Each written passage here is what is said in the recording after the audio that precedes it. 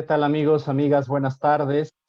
Es un gusto estar nuevamente con ustedes, como todos los lunes a las 5 de la tarde, en este programa de salud mental en el trabajo. Y bueno, pues hoy vamos a platicar sobre un tema muy actual y muy interesante que tiene que ver con la pandemia de COVID-19 y el estrés laboral.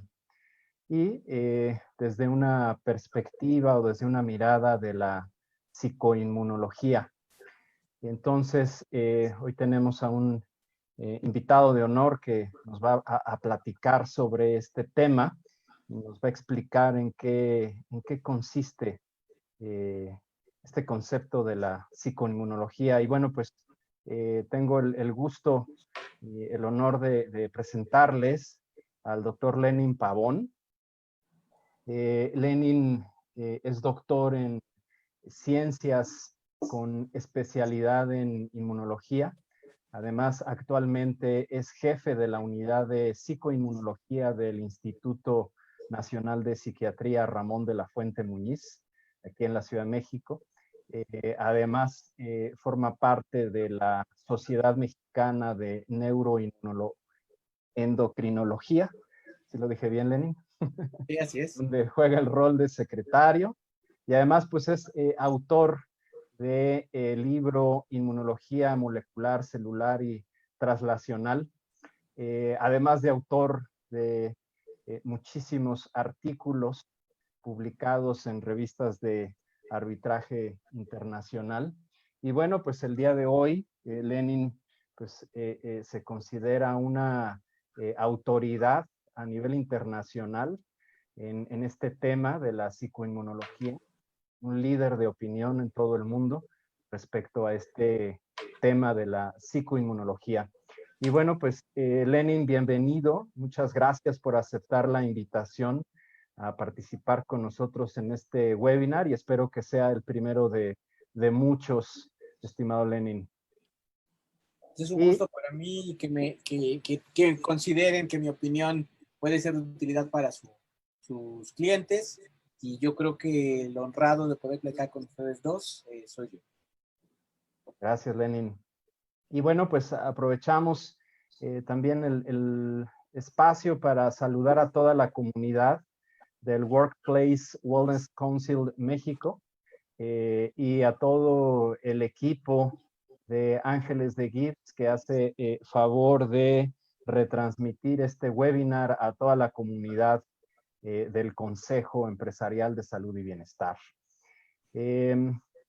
Lenin, cuéntanos un poco sobre la relación que existe entre la mente y el cuerpo. ¿Es un mito esta relación o en realidad existe?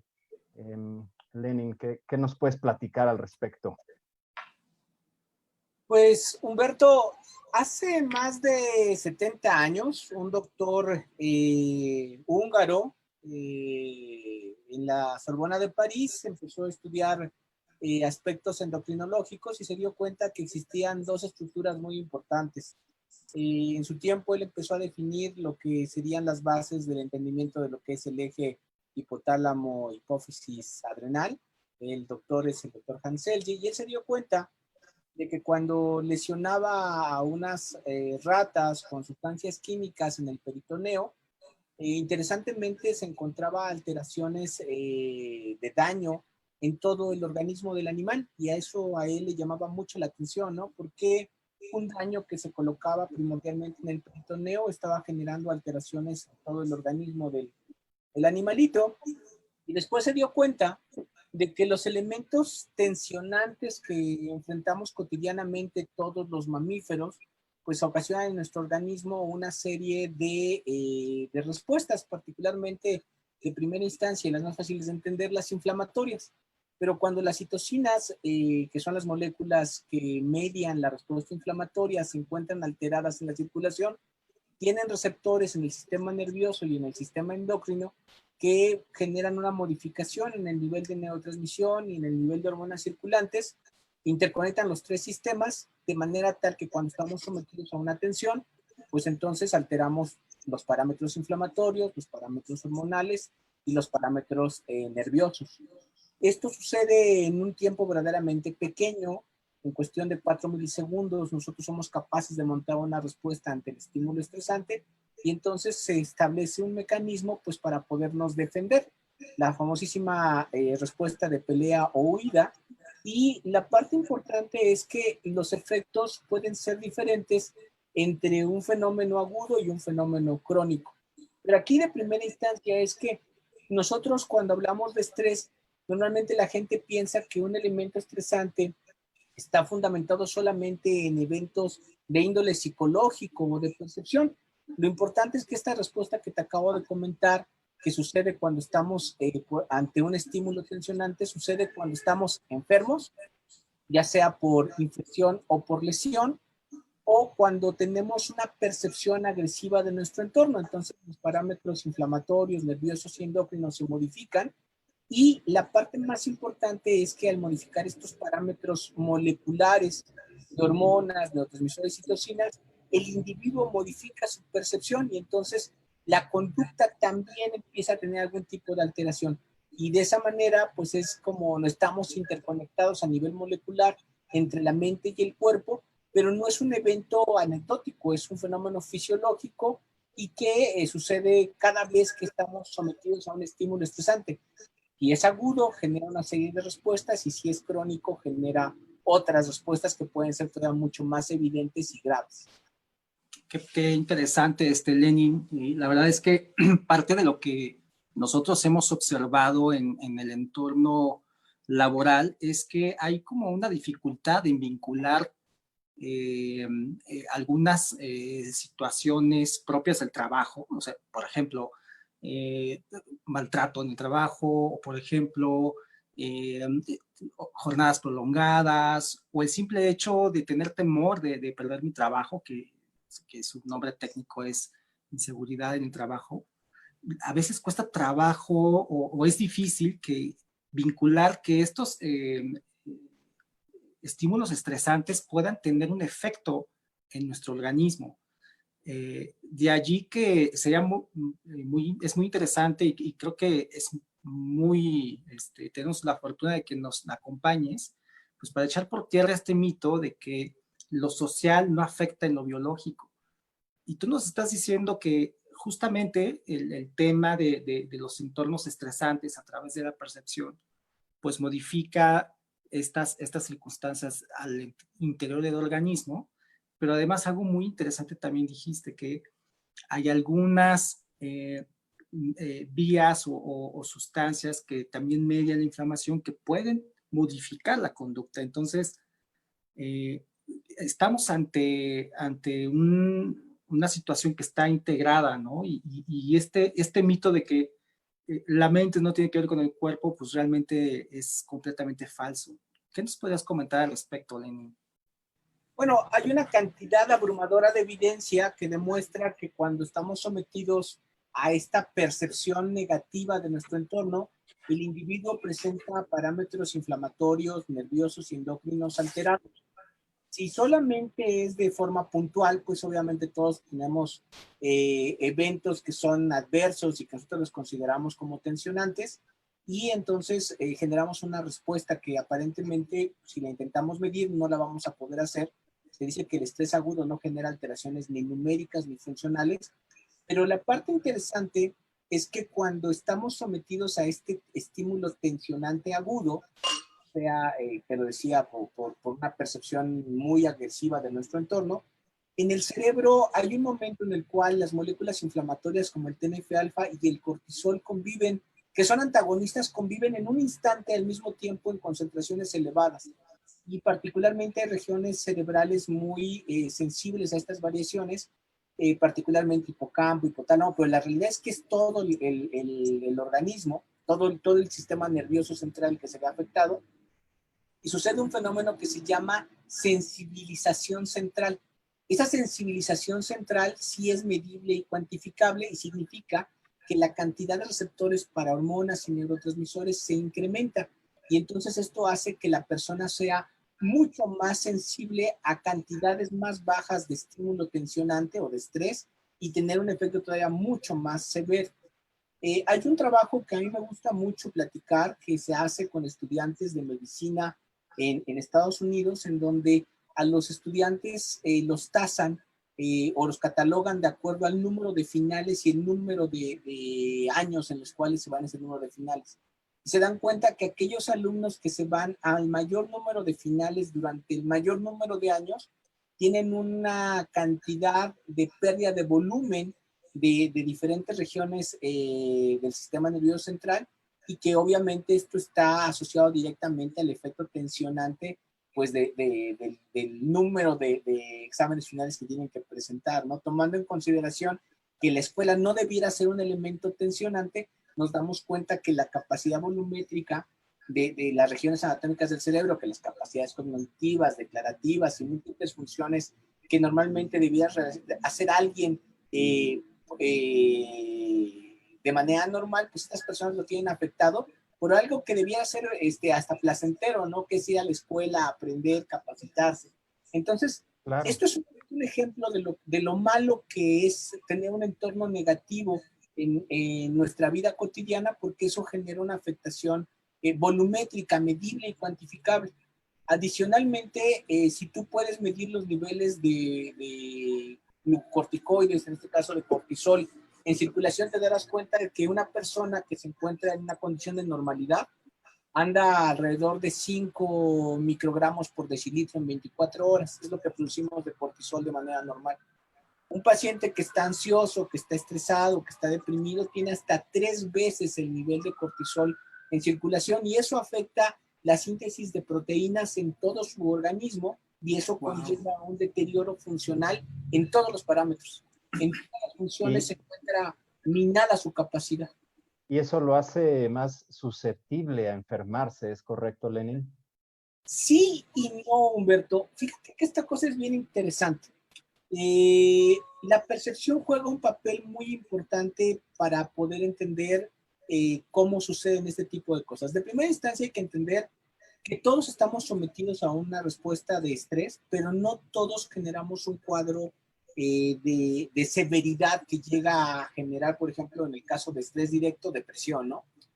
Pero los pacientes deprimidos tienen una condición muy particular, tienen un defecto en sus transportadores de serotonina, en sus receptores de serotonina y en los niveles de expresión de serotonina. Y esto hace que cuando este tipo de pacientes con este tipo de susceptibilidad genética se enfrenten a un entorno adverso, pues obviamente pueden desarrollar con relativa facilidad el cuadro clínico. Pero todos, efectivamente, como tú lo dices, vamos a tener una disminución en la capacidad orgánica funcional de nuestro cuerpo si somos sometidos constantemente a tensión, y dependiendo de nuestras susceptibilidades generaremos diferentes tipos de trastornos. Uno de ellos, pues obviamente los trastornos de índole psicológica, psiquiátrica, conductual, que es el tema de nuestra conversación, pero obviamente pues hay que tomar en consideración múltiples factores: edad, género, condición educativa, porque de eso depende la percepción que tenga el individuo y la intensidad del cuadro estresante que esté viviendo, el elemento de tensión. De aquí entiendo, Lenin, que incluso una estrategia para, digamos, para prevenir la depresión, al menos en este caso, pues una estrategia es atender o contener o reducir esta fase de estrés, ¿no? O sea, pareciera que los esfuerzos que se hagan para gestionar el estrés, ¿no? Puede servir de manera preventiva para que no surja la depresión. Totalmente de acuerdo. Es un ejercicio bien interesante, porque si tú le enseñas al individuo a responder de forma proporcional, con una intensidad correcta al estímulo que está viviendo, pues entonces la percepción se vuelve menos negativa. Si el trabajador se siente apoyado, comprendido, forma parte de un equipo de trabajo exitoso, pues sufre menos tensión cuando sufre o cuando es sometido a una exigencia, pues obviamente responde de una manera más adecuada. Y también entender que la carga de trabajo pues a veces se incrementa, pero que no puede estar permanentemente incrementada, ¿no? que es importante reconocer los espacios de descanso, los espacios de esparcimiento, la parte de la integración social y saber que hay una recompensa que es proporcional al esfuerzo que realiza y que eso pues obviamente mejora mucho su calidad de percepción del entorno y que eso pues lo vuelve un trabajador motivado y sobre todo saludable. Claro. Oye, y hablando de la cultura, porque fíjate que me viene a la mente esta frase de lo que no te mata te hace más fuerte, como tratando de, como de romantizar como situaciones estresantes o el exponernos a situaciones o condiciones negativas, ¿no? Como que hay como cierta, digamos, creencia popular, ¿no? De que el exponerte a situaciones estresantes o negativas o muy demandantes, pues bueno, te va a hacer más fuerte, ¿no? Digo, entiendo que naturalmente hace referencia al tema del aprendizaje y la experiencia, pero desde el punto de vista inmunológico, el someterse a situaciones estresantes de manera frecuente, continua, o muy estresantes de manera puntual en el tiempo, ¿esto sí fortalece más nuestro organismo? No, es una tontería comúnmente difundida. Inclusive esta cosa de sal de tu zona de confort, me suena que te agarran a latigazos mentales efectivos y te obligan a que te arrojes a los tiburones, ¿no?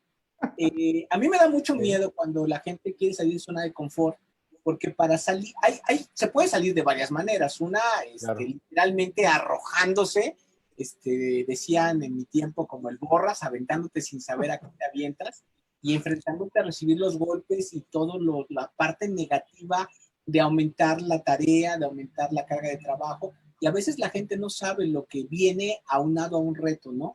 La otra es capacitándose, entrenándose, formando equipos exitosos, ir progresivamente estableciendo metas cada vez más ambiciosas, pero dentro de un programa estandarizado y saber en qué momento detenerse.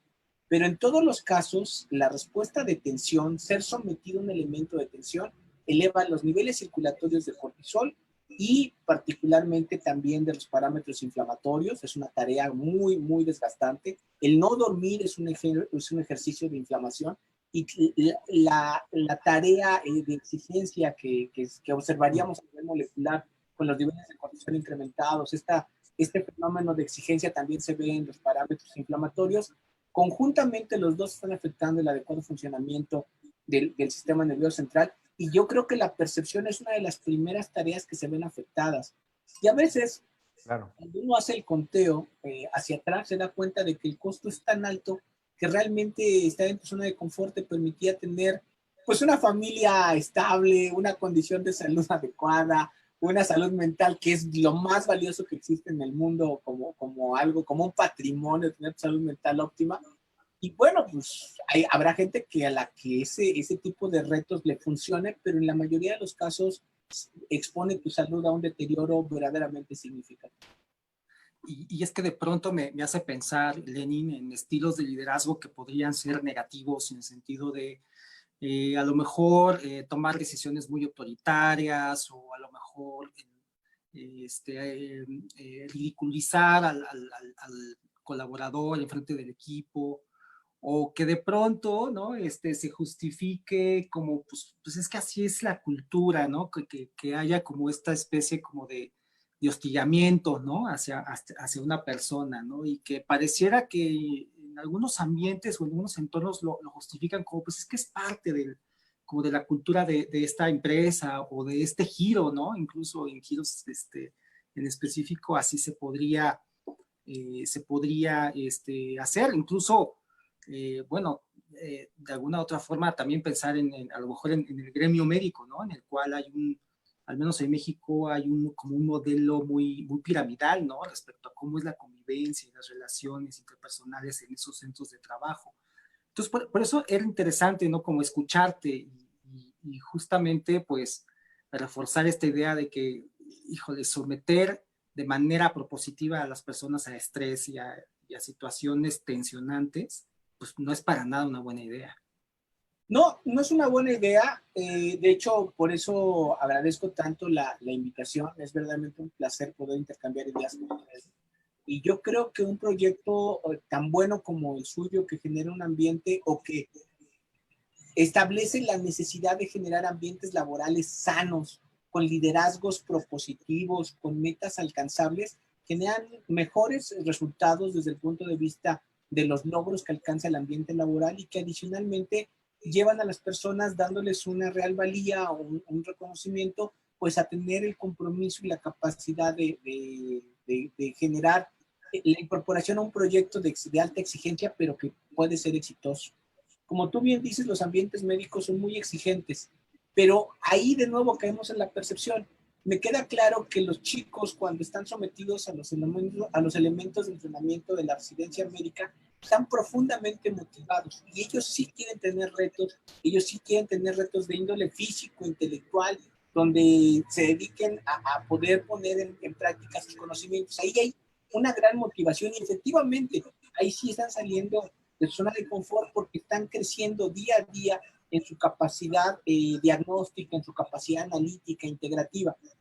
Pero me preocupan mucho los liderazgos tóxicos, donde no existe claramente metas evidentes. Entonces allí, cuando lanzas a tu trabajador a trabajar, y el resultado de ese trabajo no lleva a ninguna meta tangible ni para la organización, ni para el equipo, ni para la persona, pues obviamente vienen los fenómenos de agotamiento mental, de desgaste físico, que terminan generando equipos poco productivos, empresas muy enfermas, que no son exitosas y que a veces no se dan cuenta de que el problema está no en el trabajador, sino en el liderazgo.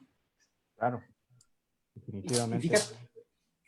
Y en la industria, Lenin, en otro tipo de industrias, en otros gremios, está ocurriendo actualmente un fenómeno muy interesante que tiene que ver con las generaciones, ¿no? Y hay generaciones pues, contemporáneas a nosotros y tal vez más grandes, ¿no? Que perciben que hay como, en este tema de la percepción, que las generaciones nuevas tienen percepción de que los entornos son inadecuados y podrían ser agresivos o violentos, ¿no? Y bueno, hablamos del gremio médico, pero la verdad es que yo creo que es una constante en todos los centros de trabajo de cualquier industria. Hay como esta, digamos, por así decirlo, oposición entre una generación, ¿no? Generación X o baby boomers, que son como muy estructurados, con mucha disciplina, ¿no? Con el tema naturalmente que tiene que ver con liderazgos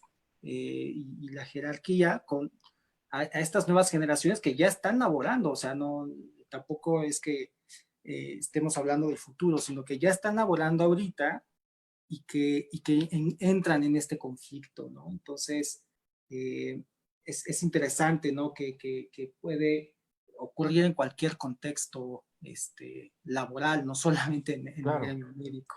Y que además el liderazgo, como bien dices, Lenin, es un factor que está ahí de manera permanente. No es un factor de estrés que desaparece, ¿no? Es algo a lo que se exponen los colaboradores todos los días, ¿no? Y entonces, así como mencionabas hace rato al principio del webinar, hay una respuesta de estrés aguda y una respuesta de estrés crónica. Que tienen características distintas. Cuando alguien se expone a un factor constante y recurrente, pues desarrolla una respuesta de estrés crónico y eso tiene diversas consecuencias. Por ejemplo, hablabas de las alteraciones del sueño y su relación con la inflamación del sistema inmunológico ante la falta de horas de sueño, que muchas veces está asociado a este estrés crónico derivado de la exposición a un factor de riesgo psicosocial como es el liderazgo negativo. Entonces, en ese sentido, Lenin, me gustaría que nos contaras un poco más sobre esta inflamación del sistema inmunológico y cómo nos afecta. El sueño es uno de los temas tal vez más interesantes que uno pueda estudiar desde mi trinchera, que es la respuesta inflamatoria. Es bien interesante. Resulta ser que por allá de las 2 de la mañana, si no estás dormido, si no estás en una de esas fases profundas de sueño, El fenómeno inflamatorio se vuelve verdaderamente importante, es de índole sistémico y bastante relevante. O sea, hay que procurar dormirse a buena hora, pero procurar dormirse es otra cosa. Y entonces hay unas estructuras, dos proteínas que se llaman la claudina y la ocloudina, y esas se encargan de cerrar todas las membranas del organismo. Cuando nos inflamamos mucho, esas dos proteínas se dejan de sintetizar y entonces lo que sucede es que las barreras, todas las barreras empiezan a volverse permeables y particularmente hay una membrana que recubre todo el sistema nervioso. Cuando nos inflamamos, y particularmente sucede cuando no dormimos, pero también cuando estamos infectados, se abren y permiten el paso de macromoléculas de la circulación hacia el líquido cefalorraquídeo. Y entonces hay una serie de alteraciones funcionales en el organismo, pues que generan una serie de procesos fisiológicos alterados como respuesta a la falta de sueño.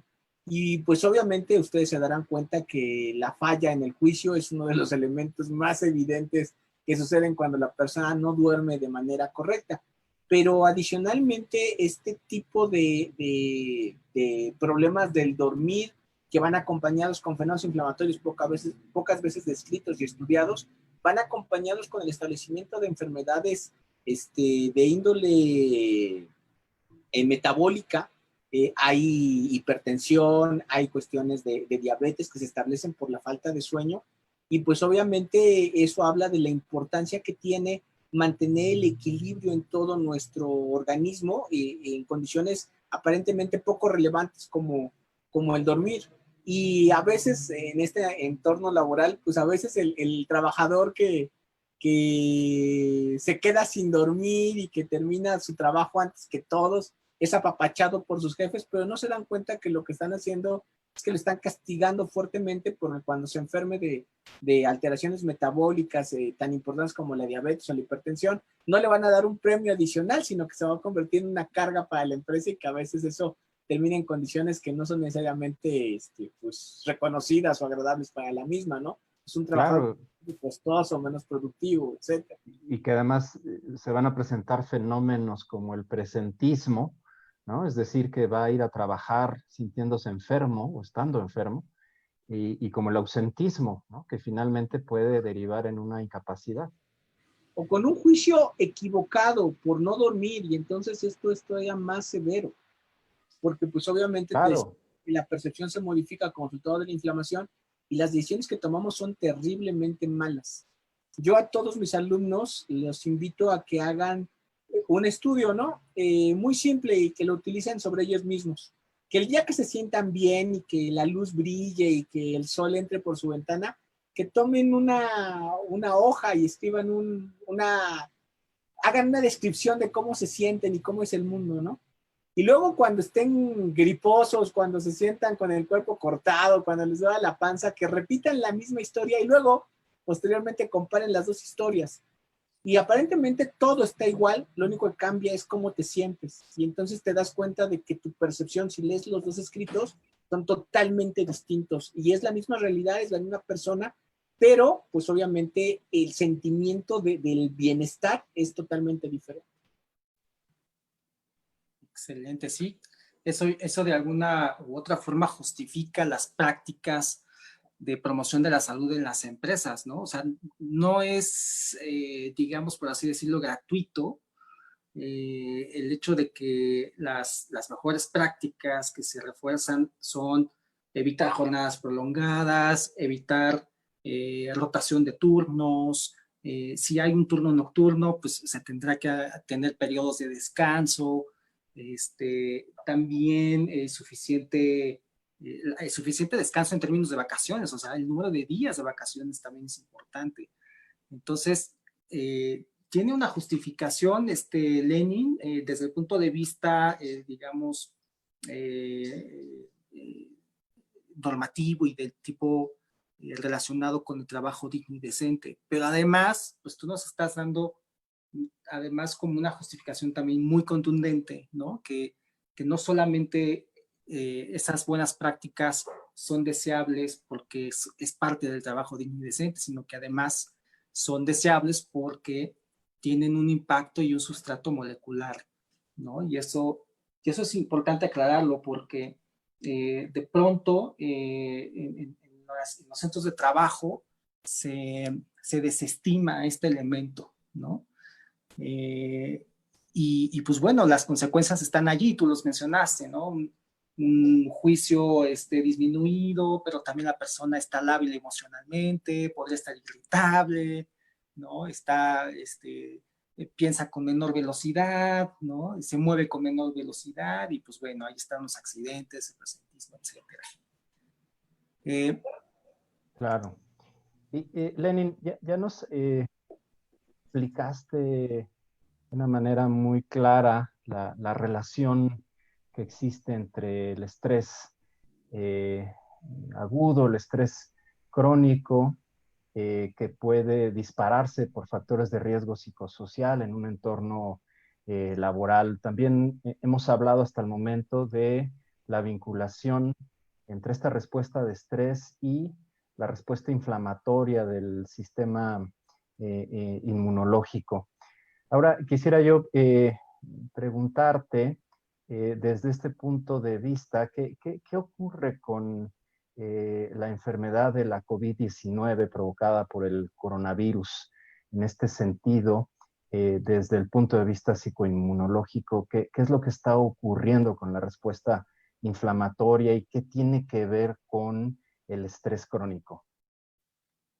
Bueno, aquí la parte interesante es que el COVID-19, el SARS-CoV-2, no es un virus que tenga una respuesta diferente a la que conocemos de otros virus. De hecho, nos queda muy claro como profesionales de la salud qué es lo que hace este virus. Se vuelve un problema por dos elementos fundamentales. La primera, no tenemos un tratamiento eficiente, no hay medicamentos que sean específicos para tratar eficientemente esta viremia y por consiguiente la zozobra que genera es, si me enfermo, ¿qué pasa? Porque aparte, esta enfermedad tiene una gama de presentaciones, va desde la asintomática hasta la forma más severa que requiere apoyo ventilatorio y que en la mayor parte de los casos pues termina en muerte, ¿no? Pasando por una moderada que pues sí tiene ahí una cuestión de cefaleas, alteraciones de dolor muscular, incomodidades de respiratorias, gastrointestinales, cutáneas, múltiples tipos de presentación. Entonces, como tal, la respuesta ante la infección del SARS-CoV-2 nos queda muy claro, es un virus que ingresa a nuestras células. Eventualmente, aquellos pacientes que sean capaces de producir interferones tipo 1 van a poder contender adecuadamente contra la infección, la van a controlar y en ese caso, pues todo queda en condiciones muy, muy tranquilas. Hay otros en los cuales aparentemente los mecanismos de evasión de la respuesta inmunológica por parte del virus son mucho más eficientes y entonces el virus empieza a propagar su cantidad de células afectadas. Aparte es importante definir que no solamente afecta pulmón, sino afecta también riñón, intestinos, endotelio vascular, puede afectar tejido del sistema nervioso en algunos casos y la realidad es que afecta a todo el organismo. Ahí luego viene un ejercicio en el cual pues estos virus son eventualmente reconocidos por las células citotóxicas de nuestro cuerpo, obviamente a través de procesos de reconocimiento y presentación antigénica, y lo que hacen estas células protectoras es un tanto contradictorio en el sentido de los que no conocen muy bien cómo funciona el sistema inmunológico, y es destruir todas las células que se encuentran afectadas. Esto que hace que ya no pueda seguirse propagando el virus. Desde el punto de vista operativo, lo que hace es que empieza a generar daño en la estructura de los órganos infectados y pues obviamente la respuesta inflamatoria se empieza a volver, en lugar de protegernos, un ejercicio que nos está llevando a una fase de agravamiento. Eventualmente, cuando los linfocitos T pueden hacer que los macrófagos se activen adecuadamente, produciendo una buena cantidad de interferón gamma, pues esta infección se empieza a limitar, empiezan a aparecer anticuerpos protectores y entonces el individuo pues empieza a montar una respuesta, empieza a recuperarse y baja la cantidad de virus en la sangre, los anticuerpos empiezan a incrementarse y la enfermedad se controla. Allí particularmente lo que se ha descrito en la literatura es que el paciente que es sometido a estas formas moderadas, muy intensas, y los que llegan a una forma muy severa son sometidos a estímulos de inflamatorios muy, muy severos. O sea, son una cantidad de inflamatoria muy intensa, y esta respuesta inflamatoria, como ya te comentaba al inicio, pues nos va a llevar a modificar los niveles de hormonas y de neurotransmisores, y si la persona es muy susceptible puede generar una depresión reactiva, que está muy bien descrita en la literatura, secundaria al fenómeno inflamatorio tan intenso, al fenómeno infeccioso. Pero adicionalmente lo que dicen es que el paciente que cursa con las formas severas queda en un estado de desorientación, posiblemente debido a una cantidad de respuesta inflamatoria sistémica demasiado intensa, que está afectando su nivel de juicio porque modifica los niveles de neurotransmisión. Y seguramente en el futuro eso va a ser un elemento de estudio y de datos clínicos muy significativo. La otra es pues lo que se genera en el entorno cotidiano de todas las personas, en los cuales la enfermedad sirve como un elemento de tensión. Antes nos daba miedo salir a la calle porque nos podían asaltar, robar, nos podíamos mojar, nos iba a regañar el jefe, pero ahora adicionado a todo, pues tenemos la posibilidad de que nosotros, nuestra pareja, nuestros hijos, nuestros padres o las personas más susceptibles de nuestra familia se pueda ver infectada por el COVID, y eso genera mucha ansiedad en el individuo. Eso per se genera una respuesta inflamatoria subyacente que pues sería muy interesante medir, pero seguramente se encuentra elevada, altos niveles de cortisol por la ansiedad, y como ya vimos, esto genera un trastorno funcional en el organismo. Aquellas personas que son susceptibles pueden desarrollar cuadros psiquiátricos, pero te puedo asegurar, Humberto, que todos tenemos un nivel de ansiedad mucho mayor por la posibilidad de tener COVID que lo que teníamos antes, Claro. por ejemplo, otro tipo de enfermedades, ¿no? Y Como un- entonces, tenemos una condición afectada por el riesgo, pero otra por la percepción del posible riesgo, que es muy inminente, es muy real, y pues que hace que traigamos nuestro gel, nuestro cubrebocas, que tengamos miedo y verdaderamente justificado de platicar con otros, y eso eventualmente va a minar la capacidad de nuestro organismo. Hace unos días publiqué una nota periodística de divulgación en la que yo platicaba que la gente está muy preocupada hoy por infectarse y porque no haya un lugar en los hospitales. Pero yo creo que profesionales de la salud mental como tú, como el centro donde yo trabajo, el Instituto Nacional de Psiquiatría, pues obviamente debemos empezar a prepararnos para lo que se está llamando la cuarta ola, que es donde todo el fenómeno de ansiedad y de estrés que está viviendo la población abierta va a terminar cayendo, porque, pues como es evidente para todos, estamos enfrentando una crisis de salud, una crisis económica, pérdidas no resueltas, y todo esto en su entorno, un aumento laboral en tu casa, disminución en el tiempo de caer de tu familia, todo eso está generando un ambiente muy agresivo, un estrés continuo que quita el sueño, que genera ansiedad, y que eventualmente va a desatar una oleada gigantesca de trastornos mentales de la conducta, y que pues obviamente se va a volver nuestra realidad cotidiana por varios años. Claro, claro. A ver si estoy entendiendo, Lenin, las personas que se contagian y desarrollan una enfermedad leve, moderada, ¿sí? Van a tener una alteración en su sistema inmunológico, y va a haber una respuesta inflamatoria. Y eso puede provocar un cuadro depresivo, como un cuadro reactivo. Sí, Aquellas personas que desarrollan una enfermedad severa, ¿sí? Pueden incluso tener síntomas neurológicos, ¿sí? Y cognitivos, o presentar un estado de confusión. Entonces van a tener secuelas en el corto, mediano y largo plazo en su salud mental, ¿ok? Pero además están las personas que, aunque no se contagien, ¿ok? Tienen el miedo de contagiarse. Y entonces ese miedo de contagiarse se vuelve crónico y provoca un estado ansioso. Y ese estado ansioso provoca una respuesta del sistema inmunológico, una respuesta inflamatoria.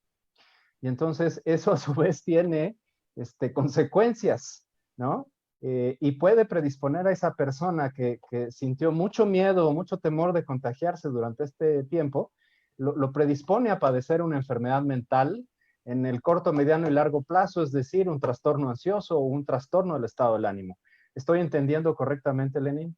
Lo explicaste perfectamente. Tienes 10 en la boleta. Bravo. Así ya quedó. Así es como es. Y el problema, Gracias, profe. el problema es que tenemos una cantidad, vamos, somos 7,000 millones de personas. Aquí en la Ciudad de México solamente somos 12 millones de personas. Si te das cuenta, imagínate que a tu consulta o al instituto de repente 12 millones de personas en mayor o menor grado requieran atención, de que alguien los escuche, de que escuche su miedo, su confusión, porque hay una indicación en la mañana, una indicación en la tarde, una indicación en la noche, y cuando no estás capacitado para manejar toda la información clínica que sobre el cuadro surge de manera cotidiana y no puedes estimar cuál es la buena, cuál es la regular y cuál es la que no sirve y hay que desechar. Obviamente se aumenta la ansiedad y esto pues obviamente va a terminar generando cuadros verdaderamente apocalípticos en el sentido del requerimiento. Yo creo que hoy por hoy la cantidad de psiquiatras y psicólogos en nuestro país, en la Ciudad de México, no es suficiente. Bueno, se va a volver todavía más evidente la carencia de profesionales de la salud mental por la cantidad de personas que requieren ser escuchadas por un profesional, ser atendidas correctamente por un profesional, porque todos podemos escuchar, pero eso tú sabes perfectamente bien que no es suficiente, ¿no? Y que hay que poder distinguir y discernir a aquellos que requieren de un apoyo adicional, y que la terapia no es solamente escuchar, ¿no? Y que entonces, pues obviamente, volvemos a caer en el problema de la salud mental. Hay un abandono y una falta de conocimiento de que pues hay profesionales para atender ese tipo de problemas y que hay que enseñar a la población general a identificarlos cuando estos existen. Claro, y es también un tabú y un mito. Perdón, Jorge, te interrumpí. Asumimos como bien comentas, Lenin, o sea, estamos preparándonos para esta llamada cuarta ola, ¿no? Que va a ser de las pandemia relacionada con trastornos mentales. Y pues bueno, coincido contigo, va a evidenciar tal vez la poca inversión, tal vez el poco número de profesionales, ¿no?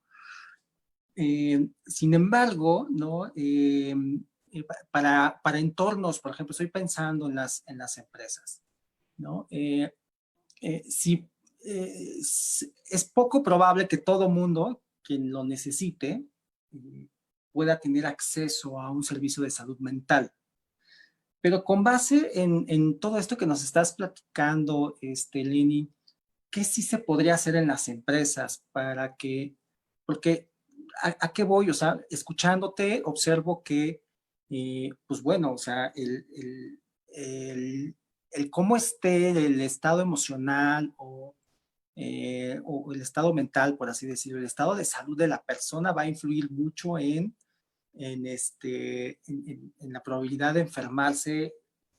Además de enfermarse en un trastorno mental, vimos que podría tener al menos algún componente de influencia en contagiarse, ¿no? O tener una enfermedad por SARS-CoV-2. Escuchándote, por ejemplo, en el tema de si no duermes bien, ¿no? Pues entonces esta barrera que separa el cerebro del resto del organismo, ¿no? La barrera hematocefálica se altera. ¿Qué se puede ir haciendo en los entornos laborales? Suponiendo o teniendo como antecedente esto que tú mencionas, que muchas veces los profesionales de la salud mental no, son muy escasos, o que incluso, aunque fuesen escasos, o sea, ¿qué se puede hacer antes para prevenir, ¿no? En el sentido o en el ánimo de que la audiencia, pues, de alguna u otra forma mire hacia esas actividades o estrategias preventivas. ¿Tú qué recomendarías, por ejemplo, a un gerente de un centro, de una tienda de departamental o a un gerente de una planta de ensamblaje de autos, ¿qué le recomendarías respecto a este tema? Yo creo ahí, Jorge, que es sumamente importante tener capacitación y criterio. Yo creo que hay que capacitar al personal, pero las capacitaciones tienen que ser con un enfoque diferente. Ahora, no necesitamos que el trabajador haga, sino que entienda, en el sentido de que entienda cuál es su participación en protegerse a él, proteger a su entorno y proteger a su cliente. Y entonces se vuelve bien importante el ejercicio de capacitar de manera adecuada sobre los elementos de cómo puede, con acciones simples pero sostenidas, protegerse a él, al entorno y a sus compañeros. Esta enfermedad realmente es muy fácil de controlar si seguimos las reglas. Yo creo que el problema es que no seguimos las reglas y es verdaderamente abrumador salir a la calle, llegar a una tienda departamental. Vamos, te lo voy a poner súper simple para que te des cuenta qué tan importante es la capacitación que dices tú, la recomendación del gerente. No tiene ningún caso que llegues a la puerta de un centro comercial y que aquella persona que mecánicamente pone el termómetro, vamos a olvidar la discusión de si en la mano o en la frente, toma un valor y simplemente lo registra. No tiene conciencia de cuál es el valor de referencia y por lo que entiendo tampoco tiene claro un protocolo de qué pasa si alguien con fiebre llega. Adicionalmente, los clientes y los trabajadores entran y te darás cuenta que es abrumador el hecho de que se quitan los cubrebocas de manera cotidiana y continua, ¿no? A la menor provocación se lo quitan, no comprenden lo importante que es esto, o la gente se sale del centro comercial y lo primero que hace es que se quita el cubrebocas y va a pagar su boleto de estacionamiento. El otro día estaba pagando mi boleto de estacionamiento y me dio terror que una señora llegó sorbiendo su raspado con café atrás de mí y poniéndose a platicar. No se dan cuenta que esa acción es profundamente contagiosa y peligrosa y falta capacitación en salud pública, pero también laboral. Entender por qué es importante limpiar las zonas, cuándo es conveniente sanitizarlas, cuándo es conveniente solamente limpiarlas, por qué es importante mantener la sana distancia, porque te das cuenta de que los trabajadores están abrazándose, tomándose selfies.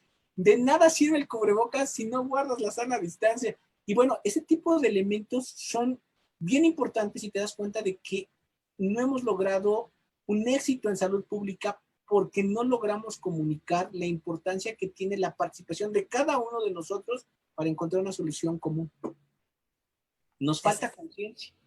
Ese es el reto, justo ese es el reto y creo que has dado en el clavo, ¿no? O sea, cómo elevamos el nivel de conciencia de todos los involucrados y yo creo que sería como el primer paso para después, con este nivel de conciencia incrementado, darles como toda esta información que nos detallas y que al fin y al cabo lo que van a hacer es empoderar al individuo y eso es algo muy, muy importante porque las personas que ya están empoderadas de la situación, pues ya cambia su percepción acerca de, por ejemplo, de esto, de la enfermedad. O sea, es una enfermedad o una transmisión que es muy fácil de gestionar o de prevenir, pero se necesita elevar la conciencia, capacitarlos, empoderarlos, y ese empoderamiento va a hacer que disminuya tal vez la percepción de riesgo, que disminuya la ansiedad. Pero eso es fundamental. Esta parte donde el individuo, a través del entendimiento, del conocimiento de las medidas de protección de la enfermedad y de la importancia de sus acciones, como tú bien dices, disminuye su ansiedad y genera un ambiente laboral mucho menos agresivo y mucho más funcional porque se siente seguro, ya no ve ir a trabajar como una amenaza, entiende por qué es importante tomar la participación en todas las medidas y respetarlas e invitar a los demás a que las respeten pues para generar o mantener la seguridad de su entorno. Exacto. Híjole, pues claro. Qué tema tan interesante y lo que aprecio, Lenin, es cómo vamos literalmente, fuimos de lo molecular a lo cultural y de regreso, ¿no?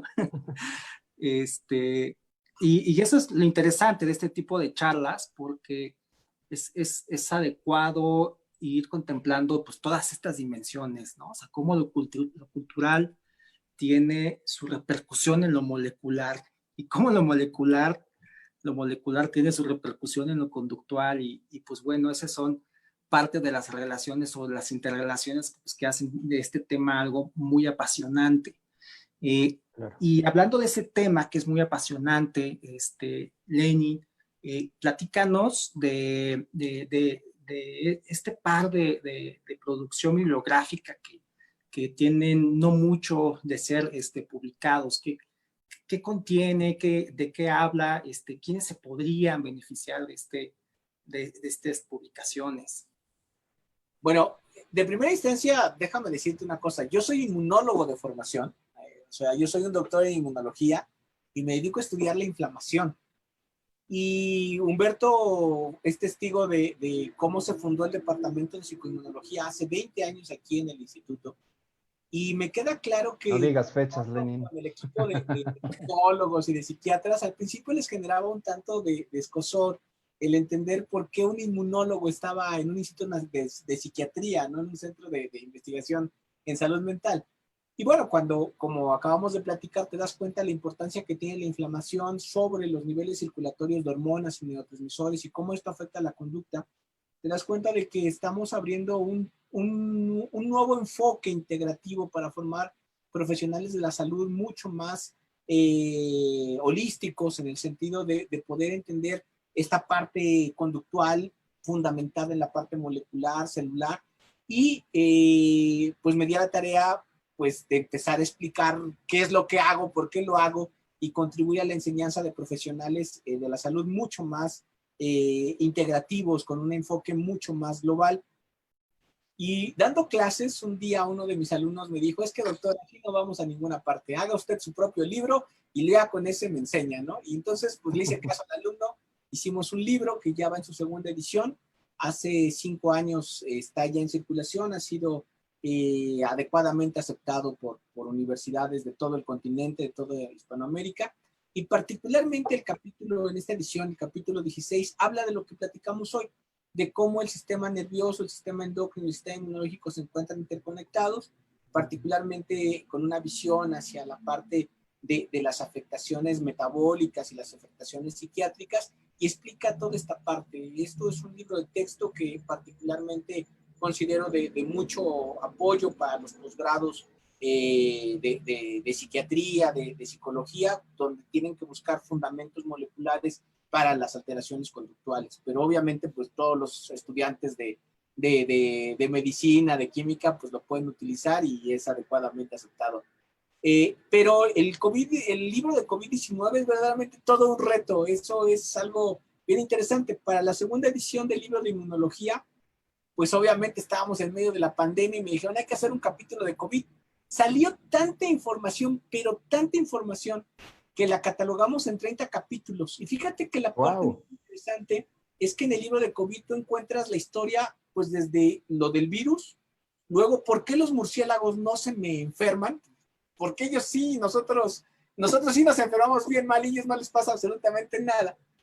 Y luego, pues obviamente es un libro para médicos, literalmente, en el sentido de qué hacemos, ¿no? ¿Cómo hacemos un triage? ¿Cómo transformamos? ¿Cómo convertimos nuestras unidades hospitalarias? ¿Cómo manejamos los equipos de protección? ¿Qué hacemos con el manejo del paciente en su forma leve, severa, el paciente crítico? ¿Cómo lo intubamos? ¿Qué hacemos cuando tiene manifestaciones cutáneas? ¿Qué hacemos cuando tiene manifestaciones de alteraciones renales? ¿Qué hacemos con las coagulopatías? ¿Qué hacemos con el paciente pediátrico, la paciente embarazada? ¿Qué hacemos con la transmisión vertical? Y etcétera, etcétera. Y luego, pues obviamente ya la sección más básica, que explicamos de por qué llegamos a una tormenta de citocinas, etcétera.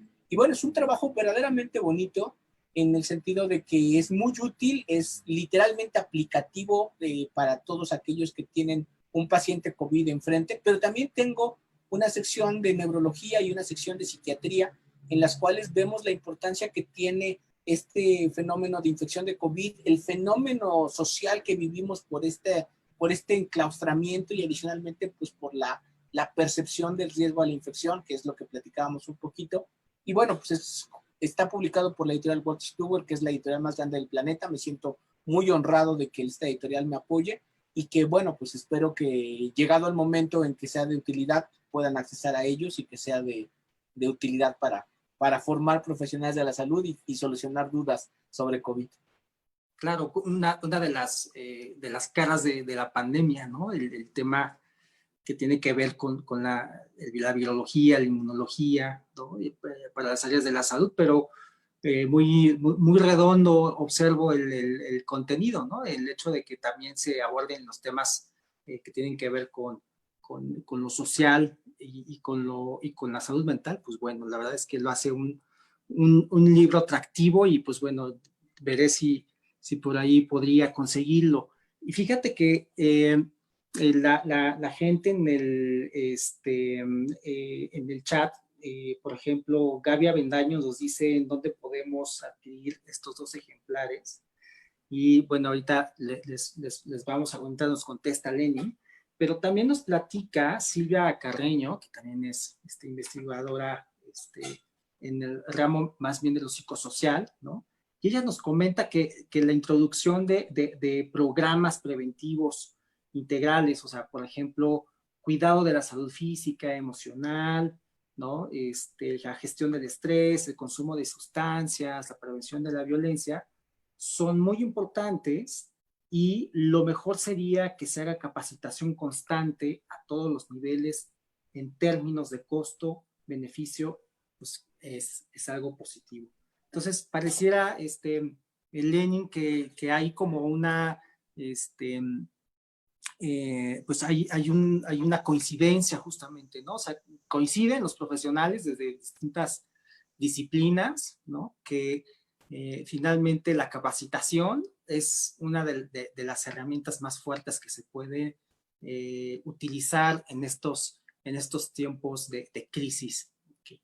Y pues no sé, Humberto, Lenin, alguna reflexión final antes de que pasemos, Humberto, si nos puedes hablar de los próximos eventos, no sé, alguna reflexión final para que si después de esta anunciamos los siguientes eventos que vamos a tener.